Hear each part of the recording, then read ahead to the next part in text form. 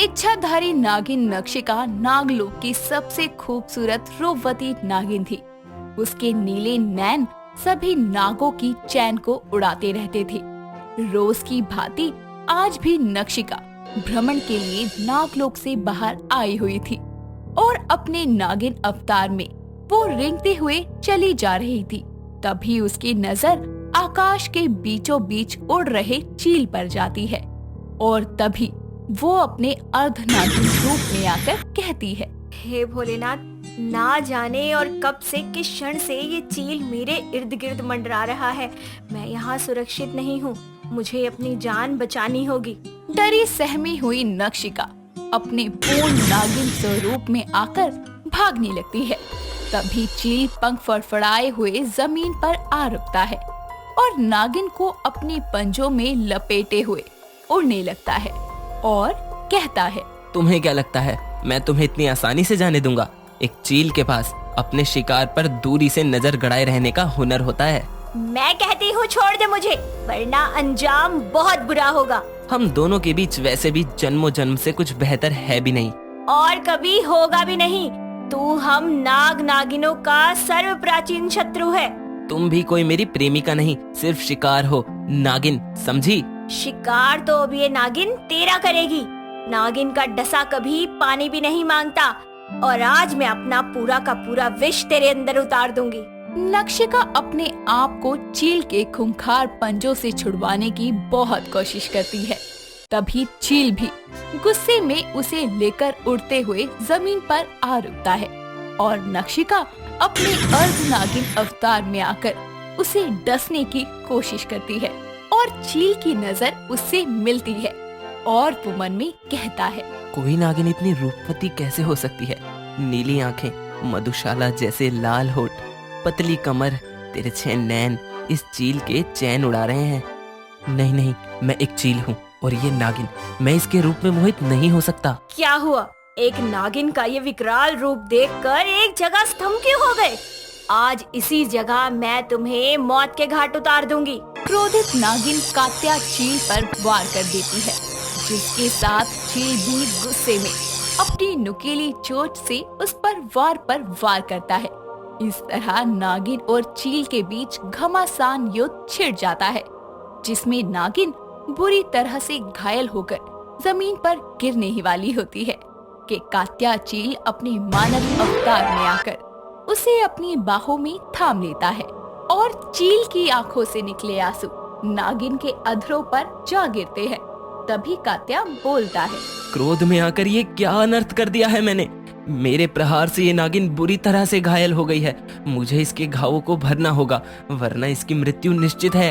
इतना कहते हुए इच्छाधारी चील अपनी शक्तियों का प्रयोग करते हुए एक शक्तिशाली लेप का आविष्कार करके उसे नागिन के घाव पर लगा देता है, जिसके बाद नागिन को होश आता है और वो खुद को चील के इतना करीब देखते हुए कहती है, दूर हटो मुझसे।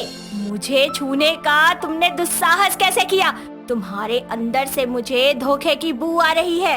नागिन की बातों का चील कोई जवाब नहीं देता और उसे बाहों में उठाकर नागलोक के द्वार तक पहुंचाकर वहां से उड़ जाता है और सोचते हुए कहता है, मैं तो उस नागिन को अपने संग ले जाने आया था, फिर क्यों उसे घायल देखकर मैं पागल सा हो गया था और मेरी आंखों से अश्रु बहने लगे।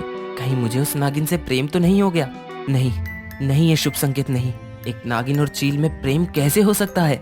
इस तरह सोचते हुए चील गुफा में प्रवेश करता है, जहाँ सपेरा काल उसे देखते हुए कहता है, कात्या, ये तुम घायल कैसे हो गए और तुम अकेले क्यों आए हो? कहाँ है वो इच्छाधारी नागिन जिसे यहाँ लाने का कार्य मैंने तुम्हें सौंपा था? महाराज, वो नागिन सर्वशक्तिशाली थी, इसीलिए मैं उसका मुकाबला नहीं कर पाया। असंभव, तुम एक इच्छाधारी चील हो। पिछले कई वर्षों में ये प्रथम घटना है कि किसी नागिन ने तुम्हें घायल किया है, वरना सालों से ऐसी कोई नागिन नहीं जन्मी जिस पर तुम नियंत्रण न साध सको। सत्य है, अगर मैं चाहता तो उसे उसी क्षण उस पर कब्जा कर यहाँ ला सकता था। वैसे भी बाबा ने कहा था कि उसे जिंदा या मुर्दा किसी भी अवस्था में लाना था और मैंने उसे घायल भी कर दिया था। फिर मैंने क्यों उसका उपचार अपने हाथों से किया? ऐसा तो कोई तब करता है जब वो प्रेम में पड़ता है। एक तरफ चील के मन में नागिन के विचार डेरा डाले बैठे थे, तो वहीं दूसरी तरफ कक्ष में आराम कर रही नागिन को सोचता देखकर उसकी सखी लतिका कहती है, नागरानी, क्या सोच रही हैं आप? यही कि उस चील ने आखिर मेरी जान क्यों बचाई। समझ तो मुझे भी नहीं आ रहा कि इतिहास में पहली दफा है कि एक चील ने किसी नागिन की जान बचाई। कहीं उसे आपसे लगाव तो नहीं हो गया? बिल्कुल भी नहीं। मेरी जान बचाने के पीछे उस चील का कोई न कोई मकसद होगा। और वैसे भी दुश्मन से लगाव सिर्फ घाव ही देता है, प्यार नहीं देता। नागरानी, अब आप ज्यादा सोच विचार मत कीजिए और विश्राम कर लीजिए। समय गुजरता है, जिसके साथ नागिन और चील के मन में एक दूसरे के लिए ख्याल लगातार बढ़ने लगते हैं। तभी एक दिन फिर से नागिन और चील उसी स्थान पर दोबारा से टकराते हैं और चील अपने मानव रूप में आकर नक्षिका को रोकते हुए कहता है, रुक जाओ नक्षिका, मैं कितने दिनों से इसी स्थान पर तुम्हारी प्रतीक्षा कर रहा हूँ। अपनी मौत का इंतजार करते करते तुम्हें डर नहीं लग रहा? प्रेम में भय का कोई स्थान नहीं होता। हाँ, मैं तुमसे बेइंतहा प्रेम करने लगा हूँ। असंभव।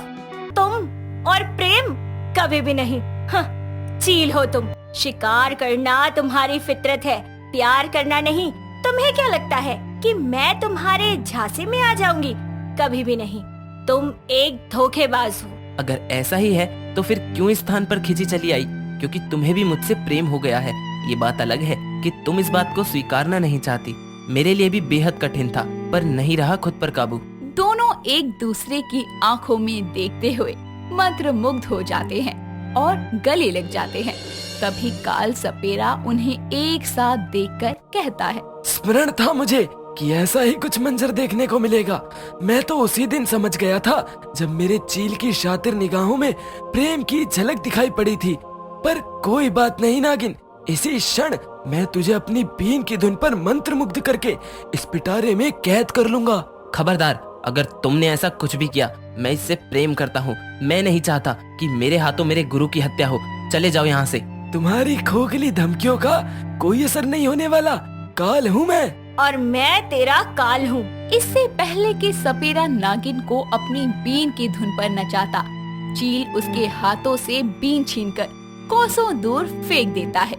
इसी के साथ नागिन अपने डंक से सपेरे को मौत के घाट उतार देती है और कहती है, मैं जानती हूँ एक चील और नागिन के प्रेम का अंजाम बहुत बुरा होता है। फिर चाहे भोलेनाथ मुझे कोई भी सजा क्यों ना दे, मुझे मंजूर है।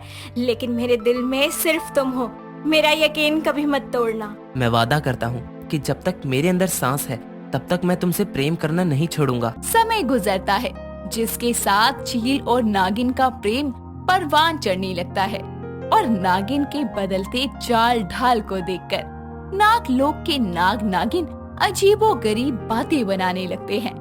तभी एक दिन नाग लोकवासी नागिन का पीछा करते हुए चील और नागिन को एक साथ देख लेते हैं और कहते हैं, नागरानी नक्षिका, ये क्या अनर्थ कर रही हैं? ये जानते हुए भी कि चील हम नाग नागिनों का प्राचीन दुश्मन है, फिर भी आप एक चील से कैसे प्रेम कर सकती हैं? मुझे तो उसी दिन आभास हो गया था जब इस चील ने इन्हें जीवित छोड़ दिया था। आपको अंदाजा भी है कि अगर आपका और इस धोखेबाज चील का मिलन हो गया तो उसी क्षण आपकी तमाम नागिन शक्तियाँ समाप्त हो जाएंगी। इस बहरूपिया चील ने ऐसा क्या जादू कर दिया है तुम पर जो तुम इसे प्यार कर बैठी? मौका देखकर ये अपना असली रंग दिखाकर तुम्हें मौत के घाट उतार देगा। अभी भी वक्त है। अरे, जिस पद और शक्तियों को हम नागिनें सैकड़ों हजारों वर्षों बाद प्राप्त करती हैं, क्या आप उसे इस चील के प्रेम के लिए खोना चाहती हैं? बिना शक्तियों के क्या अस्तित्व रह जाएगा आपका? प्रेम का दूसरा नाम ही त्याग है, और अगर मैंने एक चील से प्रेम किया है तो मुझे उसकी सजा भी जरूर मिलेगी। और उसकी सजा यही है कि मैं अपना नागलोक का पद और अपनी सारी शक्तियाँ, हर एक चीज का त्याग करती हूँ और एक साधारण इंसान का जीवन व्यतीत करूंगी। अपने दुश्मन से प्रेम करने के कारण नागिन को सब कुछ खोकर भारी कीमत चुकानी पड़ती है, जिसके बाद वो कात्या चील का हाथ थामकर नागलोक से निष्कासित हो जाती है और पृथ्वी लोक पर आ जाती है। शिव मंदिर में आकर दोनों विवाह के बंधन में बंध जाते हैं जहाँ कात्या कहता है, मुझसे प्रेम करने के कारण तुम्हें सब कुछ खोना पड़ा। इस खुशी के अवसर में तुम दुखी मत हो। मुझे कोई गम नहीं है, मैंने जो कुछ भी छोड़ा है, क्योंकि मैंने सब कुछ छोड़कर तुम्हारा प्यार पाया है और प्रेम से बड़ा कोई धन नहीं होता। शुक्रिया नक्शिका, मुझ पर इतना भरोसा जताने के लिए।